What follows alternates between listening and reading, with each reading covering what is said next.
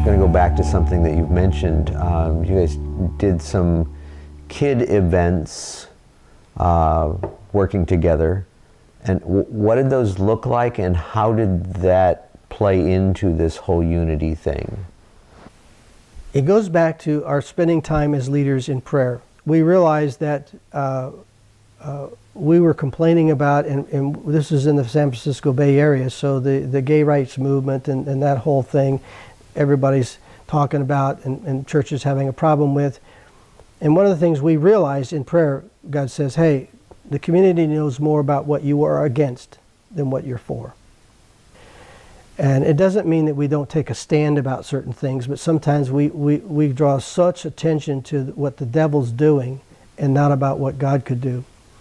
So what he gave us was what ended up being what we called City Kids Festival.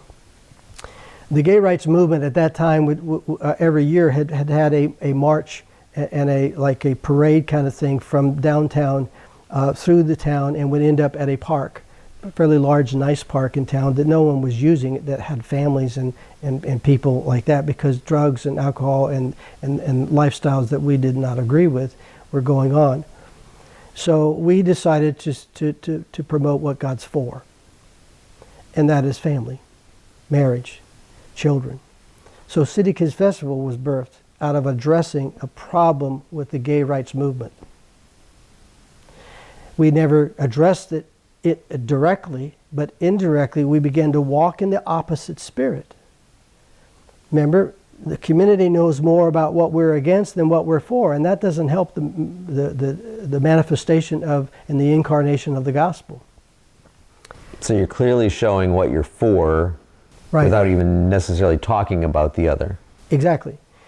Because the Spirit of God will move, and we need to displace darkness by our presence of light and truth. Now that doesn't mean we don't take a stand about things, and I don't want anybody to get off half-cocked thinking, oh, you don't believe in taking a stand and speaking truth. No, I believe in speaking truth.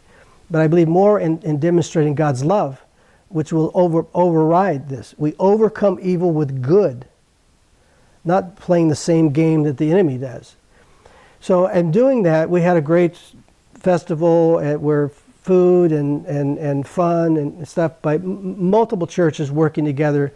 And so we had the parade, and the streets were marked off by the police, and we had the parade with the children and families and the banners and the balloons, and we all end up at this park, of which then we occupied the park the rest of the day with all these wonderful, exciting activities and events. In that was places where they could hear the gospel and come to Christ. I know for at least one, we had about 500 volunteers, if I remember right, and there were over 400 and some odd recorded decisions for Christ that day, one event. And then the booths and the places were taken care of by different local churches who could put their name.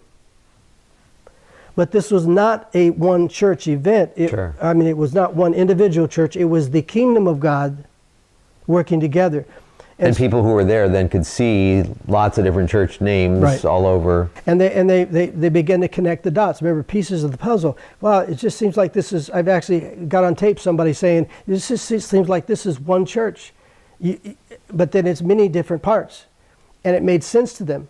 And so we were able to see many come to Christ. Now we continued that event on a regular basis. But what most people don't realize that, now I don't know what's happening now, this was a number of years ago, but at that point, that next year, instead of us coming against the leadership of the gay rights movement within that area, they had been doing this for years. Our taking a stand by doing not just that one march or that parade, keep in mind, we went into that having bathed that whole event and the physical location in prayer. We did prayer walks month after month after month before we even started the event. It could be 10 people, 20 people, 80 people, 100 people in prayer walks through these areas. So often churches are not very strategic. They'll do an event, oh, that's a cool idea, we do it, and it's a flash pan thing, and it's like fireworks, and then everybody goes, oh, okay, that's cool, and then they go back to life as normal. We think very differently. Strategically, we now need to do an event without an exit strategy. And we don't go into it without we bathe it in prayer.